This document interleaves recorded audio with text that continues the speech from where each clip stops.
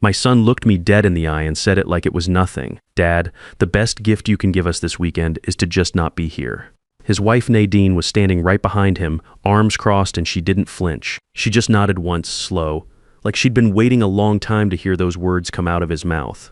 What happened next is something I never expected. Before that weekend was over, I had canceled their $18,000 wedding reception, filed paperwork to force a sale on the house I co-owned, and checked into a hotel room where I slept better than I had in 6 months. But I'm getting ahead of myself. My name is Gerald Harmon. I'm 63 years old, widower. I built a small electrical contracting business from nothing over 28 years, then sold it when Eleanor got sick. She passed 5 years ago. I say all that not to set myself up as some kind of hero, but because you need to understand what I put into this family before you can understand what it felt like to stand in that kitchen and hear my own son tell me to disappear. Here's the thing about being a provider.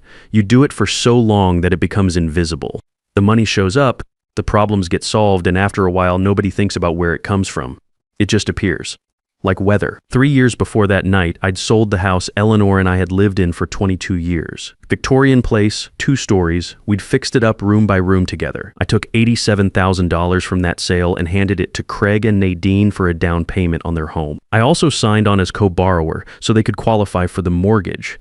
They were good about it at first. Grateful even, they said I'd always have a place there. Always be part of the family. I believed them. For the 6 months before the wedding, I was living in the guest room, not my room. Always the guest room, because Nadine made a point of that distinction early on. Guests eventually leave. I told myself it was just her way of talking. I paid for groceries without being asked, fixed a leaking pipe under the bathroom sink, replaced the water heater when it gave out in February. And when Nadine decided she wanted to gut the kitchen, I wrote a $12,000 check without hesitating. She picked the countertops. Craig picked the cabinets. I signed the check and said it looked great. One afternoon, about a month before the wedding, I came in through the garage door after picking up some hardware. Nadine was in the kitchen on her phone, back to me, not expecting anyone home yet. "I don't know why he's still here," she said, laughing a little. "He's basically paying rent to live in his own son's house." I stood in the hallway and listened to her laugh at that for another few seconds. Then I set the hardware bag down quietly and walked back outside, sat on the porch steps, watched a neighbor mow his lawn across the street. Stayed there for about 20 minutes. I told myself it was just venting, that you can't hold people to everything they say in a private conversation. I'd spent 3 years telling myself things like that about a lot of moments that deserved more than excuses, but something had shifted. I felt it and I knew it. I just wasn't ready to act on it yet. Then came the night before the wedding. I was in the guest room getting dressed. Craig appeared in the doorway. He didn't knock. He stood there with his hands in his pockets, and the look on his face was the look of a man who had rehearsed what he was about to say. "Dad, Nadine, and I talked. We think it would be better for everyone if you weren't here this weekend." I looked at him. He held eye contact, which surprised me. There was no guilt in it, just the flat certainty of someone who had already made up his mind and was past the part where he second-guessed himself. "The best gift you can give us," he said, "is to just not be here." I set down my tie, looked at my son, 38 years old, same jaw as his mother, and I said, very quietly, "You're right, I'll go." He blinked. That wasn't what he expected. I started folding clothes into my bag. Craig stood in the doorway for another moment, then left without another word. I could hear him downstairs telling Nadine it was handled. Before I zipped up the bag, I stopped at the nightstand. Eleanor's photo, the one from our trip to Lake Tahoe the summer before she got sick. She's squinting into the afternoon sun and laughing at something I'd said, and I can't remember what it was anymore, but I remember she was happy that day. I also found tucked under the edge of the frame a folded piece of paper I'd put there when I moved in. An old receipt from a hardware store in our old neighborhood, the kind of thing you keep for no reason. Her handwriting was on the back, just a grocery list. Milk, bread, coffee, the good kind. I put it in my shirt pocket. "I'm not going down without a fight," I told her. Then I picked up my bag, walked downstairs past the granite countertops I'd paid for, out through the front door, and got in my truck. I sat in my truck in the driveway for a few minutes. The lights were on inside. I could see Craig moving around in the kitchen through the window. He looked relaxed. I pulled out my phone and called Harriet Bowman. Harriet had been handling my legal affairs since Eleanor passed. Estate documents, the business sale, a property dispute with a neighbor that never went anywhere. She was thorough, and she was straight with me, which is all I ever asked for. She picked up on the third ring. "Gerald, it's Saturday evening. Everything okay?" "No," I said. "I need you to pull the file on Craig and Nadine's house purchase. All of it." A short pause. "Has something happened?" I told her everything, the 6 months in the guest room, the $87,000, the kitchen renovation, what Nadine said on the phone. What Craig said tonight, I talked for about 10 minutes without stopping, and Harriet listened without interrupting, which is one of the things I appreciated about her. When I finished, she said, "Gerald, do you remember the additional documents I had you sign when you first made that down payment?" About 2 months after the initial transfer, I thought about it, vaguely. There was a second set of papers. I sent Nadine an acknowledgement form 3 times over the following year. She never returned it. She kept saying she'd get to it. You were focused on keeping the peace and never pushed the issue. Another pause, because those forms were never signed. The original loan structure stayed in place. Legally, that $87,000 was never a gift, and because the acknowledgement was never filed, your name remained on the deed. I watched a car drive slowly past on the street. How much of the house do I own? 30%, and you're still listed as co-borrower on the mortgage. I sat with that for a moment. The house was worth somewhere around $350,000 now. 30% of that was over $100,000 in Harriet. I also signed the contract for their wedding reception. My name, my card on file. How much? $18,000. And the event is tomorrow? It is. As the contract holder, you have the right to cancel. You'll owe cancellation fees, but the decision is yours to make. I looked at the kitchen window one more time. Craig had opened a bottle of something and was pouring 2 glasses. I want to cancel the reception, I said. Tonight, Gerald, once you start this, there's no quiet way back. I know. All right, I'll pull the file first thing Monday. Call the venue tonight. I found the venue number in my email. A woman named Jessica answered, clearly not expecting a call at that hour. I told her I was canceling the reception. She pushed back, said the food had been prepared, the staff scheduled. I told her I understood and I was prepared to cover the cancellation fees, but that the contract was in my name and I was exercising my right to cancel. She put me on hold, came back 4 minutes later, and confirmed it was done. I drove to the Hampton Inn on the other side of town, checked in with 1 bag and ordered a burger and fries from room service, turned the TV on low, sat in the quiet. Here's what I noticed. I didn't feel guilty. I kept waiting for it. That familiar pull in the chest that usually followed any moment where I'd done something that might upset Craig or Nadine, it wasn't there. What I felt instead was something closer to clarity, like a window had been opened in a room that had been shut for a long time. I turned off the ringer and went to sleep. The calls started at 11 to 22 p.m. I know because I checked the phone once, saw the screen lighting up, and turned it face down. At 11 to 47, I picked up. Craig's voice was tight and fast. "Dad, what did you do?" The venue called. They said the reception is canceled. "That's right," I said. "There are 200 people coming tomorrow. I know that's going to be a problem to solve. Are you serious right now? This is insane. You're doing all this because you're upset about a room?" I kept my voice even. "I'm not upset about a room, Craig. I canceled a reception I was paying for after the person I was paying for told me to disappear from the family. Those 2 things are connected." Nadine grabbed the phone. She was crying, the loud kind. "You're destroying everything. We trusted you. How could you do this on the night before our wedding?" "You trusted me," I said. "When was the last time either of you called just to ask how I was doing? Not because you needed something, just to check." Silence. The reception cost $18,000. The photographer, the band, the dinner for 200 people. Did you think that was free? Did you think the $87,000 for the house, the $12,000 for the kitchen, the grocery runs, the car repairs, all of it, did you think that just appeared because you needed it too? Craig came back on. His voice had dropped. "What do you want, Dad?" "Right now, a good night's sleep," I said. "We can talk about the rest later." I hung up, turned the ringer off again. Finished my burger. The TV was showing an old Western I half recognized, and I watched it until I fell asleep in the chair. By Sunday morning, I had 41 missed calls. I ignored all of them and ordered coffee and eggs from room service. Read the paper. Watch the weather forecast for a city I'd never been to. It was the most peaceful morning I'd had in months. At 9 a.m., there was a knock at the door. Craig was standing in the hallway in a wrinkled dress shirt, the one he'd probably laid out the night before for the wedding. His eyes were red. He looked like he hadn't slept. I opened the door but didn't step back. "Dad, please. We need to talk." "Shouldn't you be getting ready?" "That's what I need to talk about." He ran a hand through his hair. Nadine's locked herself in the bathroom. Her mother is threatening to fly back to California. The whole thing is falling apart. I'm sorry to hear that. Are you? Because it doesn't seem like it. I stepped back and let him in. Sat down in the chair by the window. He stood for a moment, then sat on the edge of the bed. I let him talk first. He said it was all a misunderstanding, that Nadine was stressed, that I was blowing one bad night into something it wasn't. He said it twice, 3 times, in different ways, the way people do when they're hoping one version of it will finally land.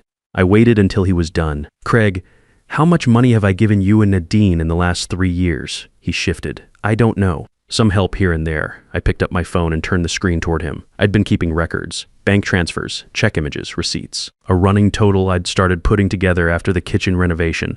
Not out of resentment, just because I wanted to understand what I was looking at. 12 fee 4,000, I said, 87,000 for the house, $12,000 for the kitchen, the rest in what you two called emergencies. Car repairs, utility bills. The month Nadine's credit card was past due, and she asked me not to mention it to you. He stared at the phone. The color went out of his face. We were going to pay you back, were you? Because Nadine has been looking at new cars. You two have a Europe trip saved on your laptop. Neither of you has brought up repayment once. He put his head in his hands. That's not fair. Your combined income is around $8,000 a month. Your mortgage is $2,400. Add the car payments, the credit cards, Nadine's spending, and you're going backwards every single month. I know because I've been making up the difference. Did you think the money fairy was leaving it under your pillow? He didn't answer. I leaned forward. When was the last time you called just to talk? Not because something broke or you were short this month, just to see how I was doing. He opened his mouth, closed it. I'll wait. The silence stretched long enough to become its own kind of answer. Your mother never made me feel like a burden in my own home, I said. Not once in 35 years. I've been in that guest room for 6 months and I felt like a problem to be managed since the first week. He looked up. That's not how we meant it. Maybe not, but it's how it landed. I sat back. There's something else you need to know. I told him about the co-ownership, about Harriet, about the acknowledgement forms Nadine had never returned, and what that meant legally. I watched his expression move through confusion, then disbelief, then something harder. You can't own part of our house, we live there. With my $87,000 down payment. Yes, your lawyer would have explained this to you if you'd read the paperwork before signing, but you said it was help. You said you wanted to see us get started. And Harriet said she wanted to protect my investment. She sent the forms 3 times, Craig. 3 times over a full year. Nadine never returned them. I kept my voice level. I didn't plan any of this. If I'd been scheming, I would have pulled the plug before I spent $18,000 on your wedding. He was quiet for a long time. So what happens now? You have 2 options. You buy out my 30% at current market value, which is around $105,000, or we put the house on the market and split the proceeds by ownership percentage. We can't afford $105,000. Then you'll need to think seriously about the second option. He stood up, sat back down, stood up again. I need to call Nadine. Go ahead. He was at the door when I said his name. He stopped. When you talk to her, there's something I want you to understand. I'm not the same man who walked out of that house last night. That man spent 3 years trying to keep the peace at any cost. This man is done paying for his own disrespect. He left without another word. I heard the elevator open and close down the hall. I poured another cup of coffee from the room service carafe and sat by the window. Outside, a family was loading luggage into a minivan in the parking lot. Kids arguing about something. Father lifting the last bag into the back, closing the hatch, tapping the roof twice. I watched them pull out and thought about Eleanor. She would have handled this differently. She was better with people than I ever was. But she also had a line, and when you crossed it, she didn't yell. She just got very quiet and very clear. I'd always admired that about her. I think I finally understood what it felt like. Monday morning, Harriet and I walked into the police station together. Nadine had called Adult Protective Services on Sunday afternoon. The report claimed I was showing signs of cognitive decline, making irrational financial decisions, and that my family was concerned about my welfare. Detective Clifford had a file on his desk when we sat down. I put my file on his desk too. 2 years of bank statements organized by date, the co-ownership deed. The promissory note Harriet had drafted at the time of the down payment, a printed log of every transfer, every check, every online bill payment made on Craig and Nadine's behalf, $100,000 and $124,000 documented to the dollar. Harriet walked him through it in about 20 minutes. She didn't editorialize, just facts, dates, amounts. Detective Clifford looked up from the papers. Mr. Harmon, I want to ask you directly. Are you under any pressure from family members to make financial decisions you don't want to make? The pressure has been going the other direction, I said. For 3 years. He looked at the statements again, nodded slowly. I'm going to close this as unfounded. You clearly have full command of your finances and your situation. He paused. In fact, if anything, the documentation here suggests the concern might run the other way. That's what I'm saying. I told him. Outside in the parking lot, my phone buzzed with a text from a number I didn't recognize. Mr. Harmon, my name is Philip Strand. I'm Nadine's brother. I heard what happened this weekend. I'd like to talk if you're open to it. I've seen this before. I showed it to Harriet. She shrugged. Can't hurt to listen. Philip met me at a diner 2 miles from the station. He was 42, worked as a Finnish carpenter, had a firm handshake and the look of a man who didn't waste words. He ordered black coffee and got right to it. Nadine did something similar in her last relationship, he said. Guy she dated for 2 years before Craig, he owned a condo. She moved in, took over the finances, started cutting him off from his friends. When he finally pushed back, she reported him to his landlord association for imaginary violations. He wrapped both hands around his mug. I told her then that she had a problem. She didn't speak to me for 14 months. Why are you telling me this now? Because I reached out to Craig last week before all this happened. Told him I was worried about the pattern I was seeing. He didn't want to hear it. He pulled out his phone and slid it across the table. But he did send me this yesterday. It was a screenshot of a text exchange between Craig and Nadine from 3 days before the wedding. In it, Nadine had written, "Just agree with me on the room situation. He won't fight back. He never does." I read it twice. Craig sent you this yesterday afternoon. I think seeing everything fall apart made something click. Philip put the phone back in his pocket. I don't know what you're planning to do about the house, but if it ever goes to any kind of legal proceeding, I'll say what I know. I thanked him and drove back to the hotel. That evening, Nadine called. She was calmer than the night before, which somehow made it worse. The crying had a kind of logic to it. This was calculated. Gerald, I want to apologize. I was completely out of line. I was stressed about the wedding and I took it out on you, and that wasn't fair. I appreciate you saying that. I want to fix this. Tell me what I can do. You can start by understanding that an apology at the moment of consequence isn't the same as actually changing. Those are different things. A pause. What does that mean? It means the apology is a start. But what comes next matters more than what you're saying right now. We'll pay you back everything, all of it. With what, Nadine? You don't work. Craig's income doesn't cover your expenses. You've been running a deficit for 3 years, and the only reason it hasn't collapsed is because I've been filling the gap. Silence. Here's what I'm offering, I said. Harriet's office, Thursday at 2, bring Craig. Bring a realistic picture of your finances, and come ready to make a decision about the house, not to negotiate your way out of one. She agreed. I hung up and sat for a while. I thought about what Philip had said. He won't fight back. He never does. She wasn't wrong up until that Saturday night. I had spent 3 years absorbing things that deserved a response. A quiet comment here, a dismissal there. Being talked around instead of talked to. Being thanked with obligation instead of genuine feeling. I had told myself it was keeping the peace. The truth was, I just didn't want to see what it would mean if I looked at it directly. There's a version of patience that's actually just avoidance. I had been living inside that version for a long time. I reached into my jacket pocket and felt the folded grocery list. Milk, bread, coffee, the good kind. Eleanor had written that on a Tuesday morning before running errands. Ordinary day. I remember she kissed me on the cheek on her way out and said she'd be back before lunch. She always came back before lunch. I put the paper back in my pocket and got ready for Thursday. Harriet's office felt like neutral ground.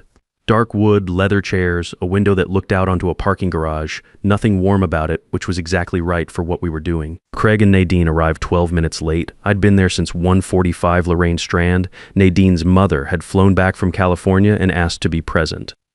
I said that was fine. She sat in the corner chair and didn't say much, which turned out to be its own kind of statement. Nadine had put herself back together on the outside. Hair done, good clothes, but her eyes were tired in a way that makeup doesn't cover. Craig sat next to her with his hands flat on the table like a man waiting for a verdict. Harriet laid out the documents, deed, co-borrower agreement, the original loan structure, the acknowledgement form sent 3 times, never returned. She walked through it the same way she'd walked Detective Clifford through it, clean and without editorializing. Craig studied the papers. We had no idea about the ownership stake. You would have, Harriet said, if the acknowledgement had been returned. I sent it in March, again in July, again the following February. Nadine said she'd been busy with wedding planning. Harriet looked at her for a moment and didn't respond to that. I let them sit with the documents for a minute before I spoke. Here's what I'm offering. One time they both looked up. Market value of my 30% is $105,000. I'm offering a buyout at $75,000. That's $30,000 less than what I'm legally owed, because Craig is still my son and I'm not trying to take everything. But there are conditions. I laid them out one at a time. Nadine gets a job within 60 days and keeps it for at least 18 months. They sell one of the 2 cars and use the proceeds to pay down credit card debt. Monthly financial check-ins with Harriet, bank statements and credit report included. No new debt taken on during the 18-month period, and Craig writes me a letter by hand, not a text and not an email, that says what he actually wants to say. Nadine shook her head slowly. That's like being put on probation. That's called accountability, I said. There's a difference. We don't have $75,000. You have equity in the house and you have 30 days to arrange financing. A home equity loan, a personal loan, help from family. That's your problem to solve, not mine. Craig looked at his mother-in-law. Lorraine had been quiet the whole time. She looked back at him, then at her daughter. I'm not giving you the money, she said. I told Nadine the same thing this morning. She needs to stand up on her own. Nadine turned to her. Something passed between them that I didn't fully understand. The compressed history of a mother and daughter who had been through this kind of moment before. Craig turned back to me. What if we can't get the financing together? Then we list the house. You walk away with your share of the proceeds and find something that fits your actual income. The room was quiet for a moment. Then Craig said, we'll take the deal. Nadine didn't say anything. She picked up the pen Harriet slid toward her and signed where she was told to sign. I watched her do it. I didn't feel victorious. I didn't feel much of anything except tired in the way you feel at the end of a long job that needed doing. 6 months later, I was sitting on the small patio outside my apartment with a cup of coffee and the morning paper. 2-bedroom place in a senior community with a walking trail and a library that smelled the way libraries are supposed to smell. I had a tomato plant in a pot by the railing that was doing better than I expected. My phone rang. Craig, Dad, Nadine got promoted. Office manager. I set down my coffee. That's good. How is she? Tired a lot, but different. Like she's actually proud of something for the first time. A pause. I found Mom's ring when we were going through the storage boxes, the one she wore every day. I think you should have it back. I didn't say anything for a moment. Dad? Yeah, I'd like that. Nadine called me herself the following week. No setup, no preamble. I treated you badly for a long time and I'm sorry. I know that doesn't undo it. I just wanted to say it without an agenda. I told her I appreciated that. I meant it. On Tuesday evenings, I teach a free electrical basics class at the community center. 6 young guys who want to learn a trade. It's 2 hours and it's the best part of my week. Last Saturday after book club, I walked to my car with Norman Briggs, retired history teacher, 3 years in the community before me, and we stood in the parking lot for 20 minutes laughing because neither of us could remember the name of the book we'd just spent an hour discussing. Eleanor would have found that very funny. I think about what it cost me to get here. The money, the years, the long patience that turned out to be something closer to avoidance. And then I think about that hotel room on Saturday night. The quiet, the burger, the old Western on TV, the first real sleep I'd had in months. If you've been carrying someone who stopped trying to walk on their own, you already know what I'm talking about. At some point, holding on stops being love and starts being something else. Letting go was the hardest thing I did. It was also the most useful. If this story meant something to you, leave a comment. Tell me where you're watching from, and if someone in your life needs to hear this, share it. Sometimes the right story finds the right person at exactly the right time,